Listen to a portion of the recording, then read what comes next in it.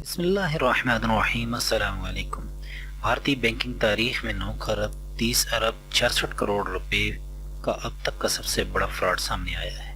یہ فراڈ سرکاری ملازمین اور دیگر لوگوں کے ساتھ مل کر کیا گیا۔ ہندوستان کے سب سے بڑے بینک فراڈ کیس میں سینٹرل بیورو آف انویسٹیگیشن نے دیوان ہاؤسنگ فنانس کارپوریشن لمیٹڈ، اس کے سابق پروموٹرز کپل دھاون اور دھیرج دھاون کے خلاف تازہ مقدمہ درج کیا ہے، جو پہلے ہی عدالتی حراست میں ہیں۔ ان دونوں بھائیوں پر ایک بینک کے ساتھ فراڈ کا الزام نہیں، بلکہ 9 خرب روپے سے زائد کا فراڈ 17 بینکوں کے ایک گروپ کے ساتھ کیا گیا، جس کی قیادت یونین بینک آف انڈیا کر رہا تھا۔ بھارت میں اس سے قبل سب سے بڑا فراڈ کیس اے بی جی شپ یارڈ کے خلاف 6 خرب 14 ارب روپے کا ہے۔ بینک کا الزام ہے کہ کمپنی نے 2010 سے 2018 کے درمیان کنسورشیم سے جو قرض لیا، وہ مئی 2019 کے بعد سے لوٹانا بند کر دیا۔ سی بی آئی نے 11 فروری 2022 کو بینک سے موصولہ شکایت کی بنیاد پر کارروائی کی۔ کیس درج ہونے کے بعد ایجنسی کے 50 عہدیداروں نے ممبئی میں 12 مقامات پر تلاشی لی۔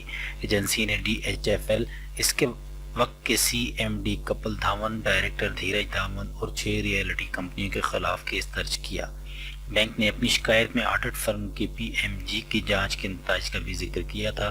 آڈٹ فرم نے اخذ کیا تھا کہ اس معاملے میں قوانین اور ضوابط کو بالائے طاق رکھا گیا، اکاؤنٹ کے ساتھ چھیڑ چھاڑ کی گئی اور غلط اعداد و شمار سامنے رکھے گئے۔ ڈی ایچ ایف ایل کے پروموٹرز کپل دھاون اور دھیرج دھاون پہلے سے ہی جیل میں ہیں۔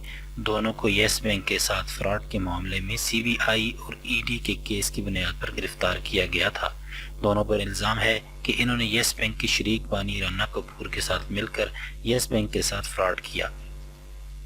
رپورٹ کے مطابق جب جنوری 2019 میں ڈی ایچ ایف ایل کو فنڈز کی خورد بہت کے الزامات پر میڈیا رپورٹس کے بعد تحقیقات کا سامنا کرنا پڑا، تو قرض دینے والے بینکوں نے 1 فروری 2019 کو ایک میٹنگ کی اور کے پی ایم جی کو 1 اپریل 2015 سے 31 دسمبر 2018 تک کے خصوصی جائزہ آڈٹ کے لیے مقرر کیا۔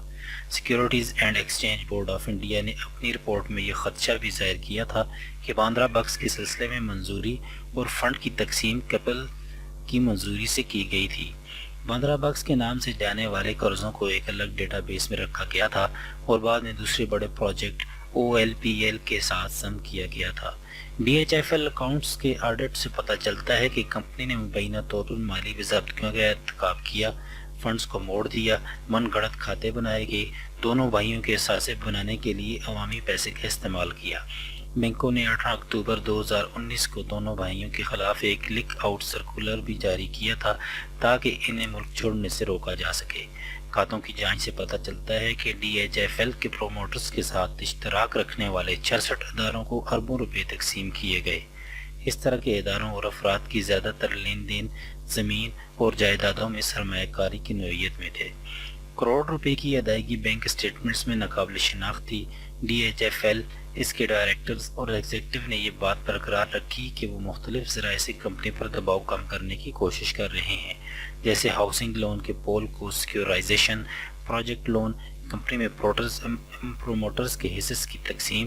قرض دہندگان کی جھوٹی یقین دہانی کروانے کے بعد ڈی ایچ ایف ایل نے مئی 2019 میں قرضوں پر سود کی ادائیگی میں تاخیر کی، جو اس کے بعد جاری رہی۔ زیادہ تر لین دین زمین اور جائیدادوں میں سرمایہ کاری کی نوعیت میں تھے۔